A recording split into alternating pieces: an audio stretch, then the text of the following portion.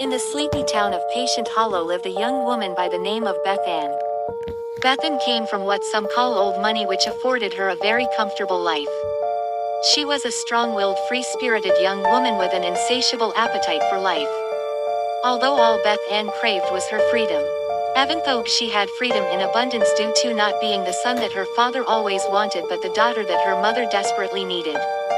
Her appetite for life led her to the best jazz club in the city, Evangelines. Club Evangelines was notorious but few dared to enter. Talk around town was Miss Evangeline herself was a mambo, and if you couldn't make it past the red dust in the entranceway, you were not to be trusted. That doorway made pariahs out of many supposedly good men. This information didn't stop Beth Ann. She went in with her head held high, ready to have the time of her life. That's the night she met Barbara, the eldest child of Mrs. Evangeline. They became fast friends, confidants to one another. Their friendship became a sisterhood, and where you saw one you could easily find the other. The foundation of their bond became tested once their parents died one after the other. Barbara took over her parents' club and Beth Ann inherited her parents' manor. Unfortunately for Beth Ann, her father stated in the will that Beth Ann wouldn't be able to touch the money until she married. What would a woman know about managing a fortune so vast? Had wrote in the will. Originally Beth Ann had no plans to ever marry. Barbara and herself often joked about becoming old spinsters in a home full of cats and traveling the world if they so chose. But now Beth Ann saw herself staring down the barrel of a shotgun wedding to a man she barely knew. Invest in a pot of land that nobody can dig up. Barbara often joked, but Beth Ann wished she took her more seriously. Timothy was his name. When she first met Timothy, he was charming and sweet. But shortly after the wedding he showed his true colors. He became a cruel man, and he ruled the manor with an iron fist the moment he got his hands on Beth Ann's money. Barbara wasn't having it any easier after marrying Ronald. Barbara regretted ignoring the walking, talking red flags that was Ronald. Ronald was a drunkard and a philanderer, but she turned the blind eye, waiting for her moment to leave.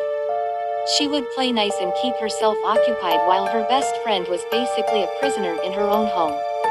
Meanwhile, Timothy started to notice that Beth Ann was distancing herself from him, so he did the only thing he could. He got her swollen with child.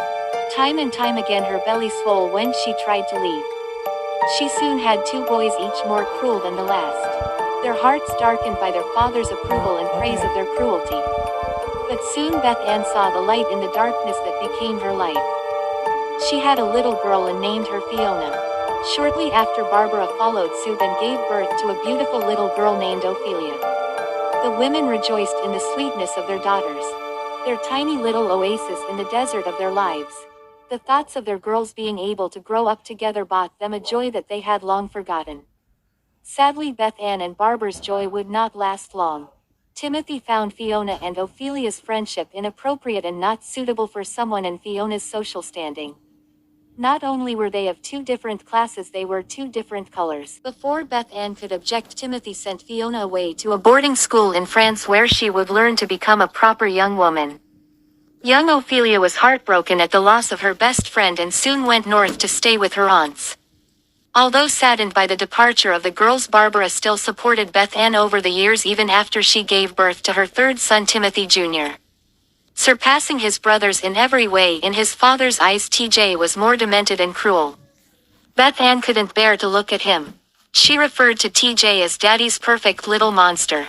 At first Barbara thought Beth Ann was exaggerating, until she found the neighbors' pets in the basement. The neighborhood thought there was a coyote on the loose, but Barbara now knew better. Soon all the gloom was lifted when Fiona returned. "Now I'm stunning young woman of," she returned home not as her father expected. Fiona was opinionated and with a no-nonsense attitude, making Beth Ann proud. Barbara became overjoyed when Fiona dragged Ophelia through the door behind her. Turns out the young ladies never lost contact and wrote each other weekly.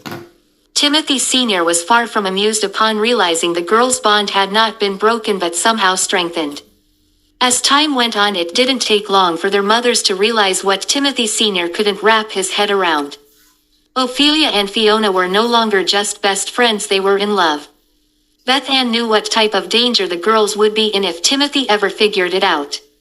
So Beth Ann spoke to Barbara and devised a plan to leave with their daughters and never look back. Unfortunately, for everyone involved in this story, it wasn't soon enough. Timothy witnessed Fiona and Ophelia in a passionate embrace and decided to teach them a lesson about disobedience. He sent his 3 sons to corner Ophelia on her way back home from the market. They were to teach her her place in society and a lesson about corrupting Fiona. What started as a scare tactic on the edge of the woods soon turned into a vicious beating when Ophelia dared to strike Thomas the eldest for his violent and vulgar words. Ophelia might have survived had they not brought TJ with them. In a frenzy from the screams of anguish, TJ lunged himself forward, pocket knife in hand. This was the moment Timothy Jr. deemed of he knew what the inside of a nanny dog felt like, but what about a human? His brothers froze in shock as he twisted the blade as her belly, making Ophelia's eyes go wide. The boys snatched their youngest brother away and scurried home, leaving Ophelia's broken and battered body to the elements. In the weeks that followed were a blur until Ophelia's body was found. Although there was much evidence, there was no justice to be had. The townsfolk knew as much, but what did anyone expect to happen to the sons of the richest man in town? Ronald blamed Barbara for Ophelia's death and soon moved in with his mistress. Barbara was broken, but silently she knew who was to blame and vengeance would be hers. Beth Ann retreated into herself, knowing things would get worse before they ever got better. All while Timothy Sr. rejoiced not only were his sons free, but now his daughter could do right and marry a man of his choosing. However, Fiona had plans of her own. The greatest love of her life had been taken from her, her best friend, her confidant, and her lover, all gone due to hate from those closest to her. She couldn't bear the thought that her own blood had taken someone so precious from her. With her beloved Ophelia on the other side, Fiona felt she had no choice but to join her.